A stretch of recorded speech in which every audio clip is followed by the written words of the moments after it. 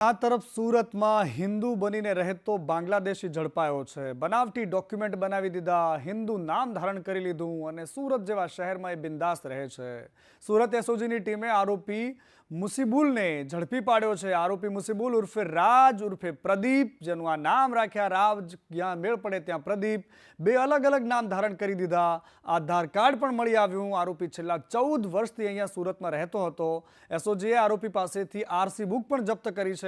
अलग अलग स्पाમાં નોકરી કરીને ગુજરાન ચલાવતો હતો। 1.5 વર્ષ પહેલા મુંબઈથી હિન્દુ યુવતી સાથે સંપર્કમાં આવ્યો અને આ આરોપીએ લવ મેરેજ કરવાનો હતો। હિન્દુ વિસ્તારમાં ભાડાનું મકાન શોધતો હતો। આરોપી મુસ્લિમ હોય જેથી કોઈ પણ મકાન નહોતું આપતું। આરોપીએ મોબાઈલમાં બનાવટી આધાર કાર્ડ બનાવ્યું, પોતાના નામે ખોટું આધાર કાર્ડ બનાવ્યું અને હિન્દુ વિસ્તારમાં છેલ્લા 5-1 મહિનાથી તો રહેવા લાગ્યો હતો। तमीम यूसुफ सरदार करीने जे व्यक्ति है जे फुलवाड़ी में रहे छे अने ए व्यक्ति जे छे एने त्यां तपास करता एनी पासेथी बांग्लादेशनो पासपोर्ट मळी आव्यो छे, भारतीय आधार कार्ड, भारतीय पान कार्ड अने इलेक्शन कार्ड पण मळी आव्या छे।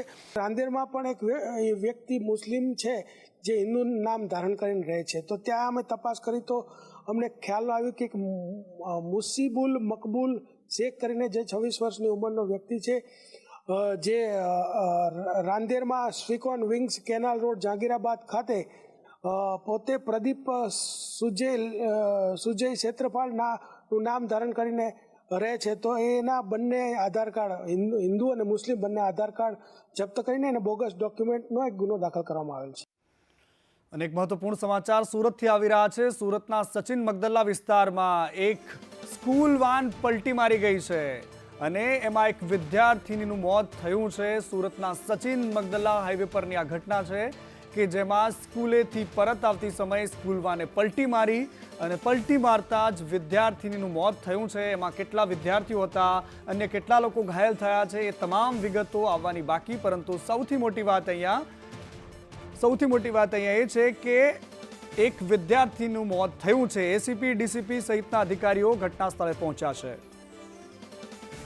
મારી સાથે મારા સહયોગી મનીષ પરમાર ફોનલાઈન પર જોડાયા છે। મનીષ, આખી ઘટના કેવી રીતે ઘટી અને એક વિદ્યાર્થીનું મોત થયું છે, કેટલા લોકો ઘાયલ છે?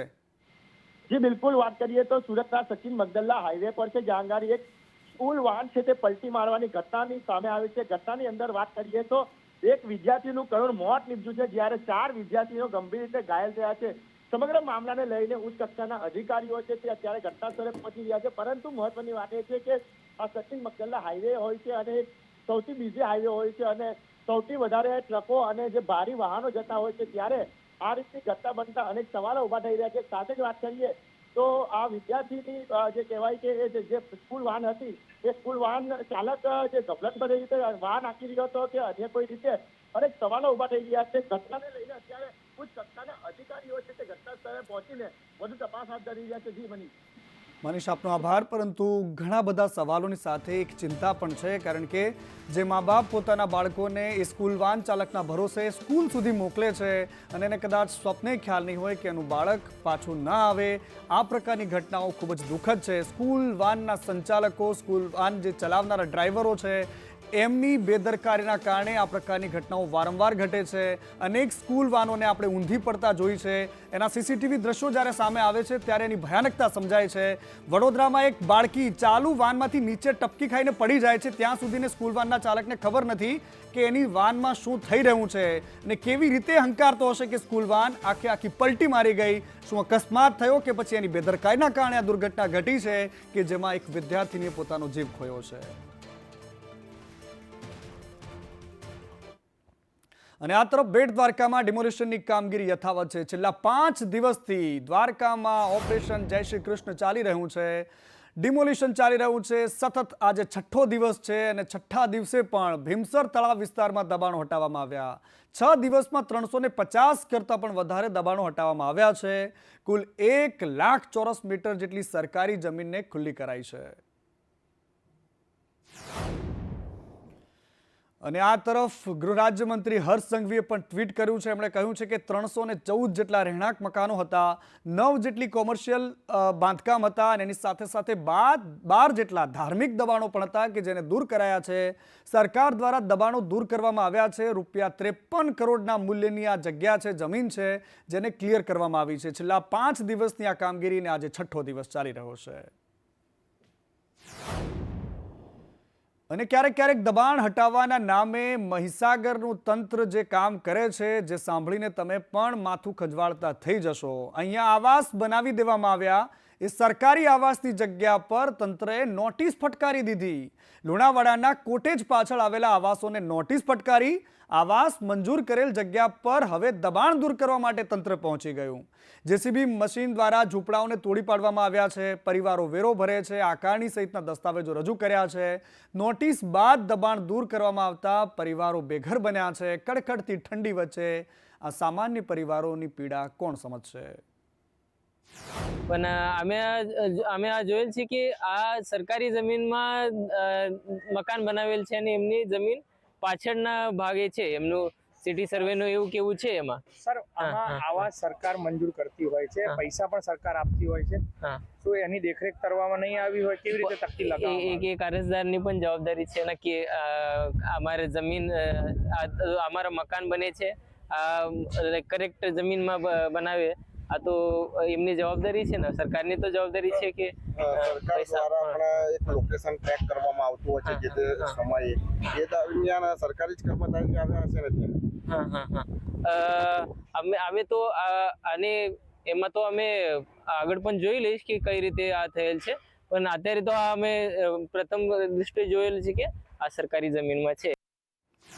શું ગજબના તર્ક આપે છે બાબુઓ! ખબર નહીં ક્યાંથી શીખીને આવ્યા હશે. સરકારે તો ધ્યાન રાખવાનું, પરંતુ અરજદારોએ પણ ધ્યાન રાખવાનું કે આ જમીન છે સરકારી નથી ને. અરે ભાઈ, આવાસ બને છે તો સરકારી આવાસના મકાનો સરકારી જગ્યા પર બન્યા હશે. મુદ્દો એ છે કે કડકડતી ઠંડીમાં અનેક ઘરોને, અનેક પરિવારોને રઝળતા કરી નાખ્યા છે. બીજી બાજુ બનાસકાંઠામાં બબાલ ચાલે છે. છેલ્લા 15 દિવસથી આ બબાલ ચાલી રહી છે. અને આજે દિયોદરમાં ઓગણથળીમાં રાજકીય આગેવાનો બેઠકમાં પહોંચ્યા, જ્યાં પહેલીવાર ધારાસભ્ય કેસાજી ચૌહાણ પણ આંદોલનમાં જોડાયા. ભારતીય જનતા પાર્ટીમાંથી ચૂંટાયેલા ધારાસભ્ય પહેલીવાર આ પ્રકારે આંદોલનમાં જોવા મળ્યા છે. આ જિલ્લાના આગેવાનોની સાથે સાથે ભાજપ, કોંગ્રેસ પ્રમુખ પણ હાજર રહ્યા. પૂર્વ વિધાનસભાના અધ્યક્ષ ગુમાનસિંહ વાઘેલા પણ હાજર રહ્યા. દિયોદરથી ઓગણથળી સુધીની આ રેલી યોજાઈ હતી. દિયોદરને જિલ્લો જાહેર કરવાની માંગ થઈ છે અને છેલ્લા 15 દિવસથી વિરોધ થઈ રહ્યો છે. ધીરે ધીરે એમાં ભારતીય જનતા પાર્ટીના નેતાઓ અને ચૂંટાયેલી પાંખના નેતાઓ પણ મેદાનમાં આવી રહ્યા છે. તો આ તરફ મહુવાને પણ જિલ્લો બનાવવાની વાત કથાકાર મોરારી બાપુએ કરી છે. ધારાસભ્ય શિવાભાઈ ગોહિલ અને સરકારને ટકોર કરી. એમણે કહ્યું કે મહુવાને જિલ્લો બનાવવો જોઈએ અને જો તમે મહુવાને જિલ્લો બનાવશો તો એનો લાભ સામાન્ય લોકોને મળશે. તલગાજરડામાં શિક્ષક એવોર્ડ સમારોહમાં બાપુએ આ પ્રકારે ટકોર કરી છે. મહુવા તો આપણો જિલ્લો નથી એટલે હજી એમાં નહીં મેળ થાય. ધારાસભ્ય શ્રી બેઠા છે, જ્યારે કદાચ મહુવાને આવો લાભ મળે એટલે મારા આનંદની વાત તો એ છે કે જેમ જેમ જિલ્લા વધે એમ મને વંદના કરવાનો વધારે મોકો મળે છે. મેં પૂછ્યું કે હમણાં નવા જિલ્લાઓ થયા, નવા કોર્પોરેશનો ડિક્લેર થયા ગુજરાત સરકાર, એ આમાં લેવાયા તો કે નહીં બાપુ? તાત્કાલિક બધું કરવાનું એ મુશ્કેલ હતું, પણ આવતા વર્ષે આપણે એમની પણ વંદના. હા, એક જિલ્લો ભરૂચ, એક બન્યું, એક બરાબર. હા, પણ વધારે ને વધારે બને ને તો અહીં આવે બધા શિક્ષક. બાપુએ ભવિષ્યવાણી કરી છે કે આવતા વર્ષે કદાચ મહુવા જિલ્લો બને. પરંતુ બીજી બાજુ કેન્દ્રીય ગૃહમંત્રી અમિત શાહે વડનગરમાં કરોડો રૂપિયાના વિવિધ લોકાર્પણના કામ આજે કર્યા છે. વિકાસ કાર્યોનું લોકાર્પણ કર્યું છે.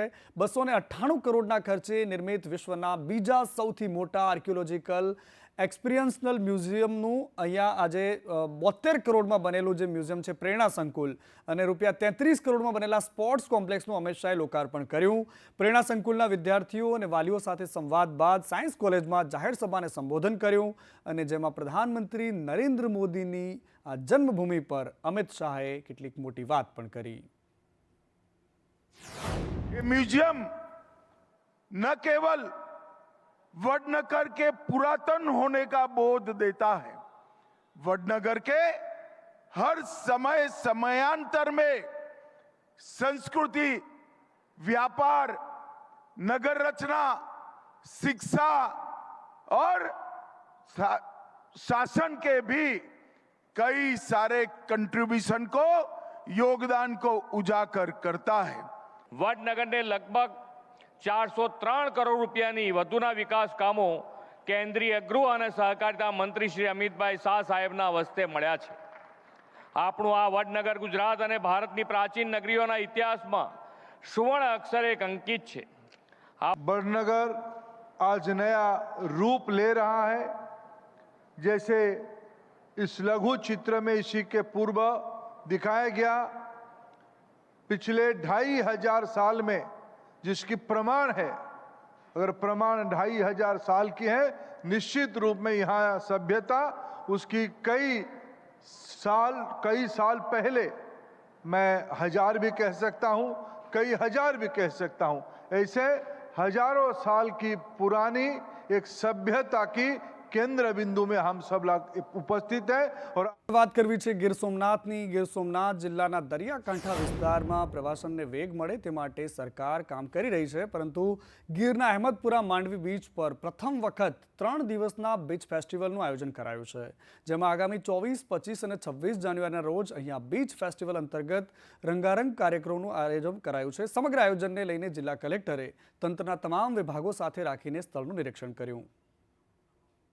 આપણે 24, 25 અને 26 જાન્યુઆરી ગુજરાત પ્રવાસન વિભાગ અને જિલ્લા વહીવટીતંત્ર ગીર સોમનાથના ઉપક્રમે આ જગ્યા ઉપર એટલે કે અહેમદપુર માંડવી બીચ ઉપર આપણે બીચ ફેસ્ટિવલનું આયોજન કરેલ છે.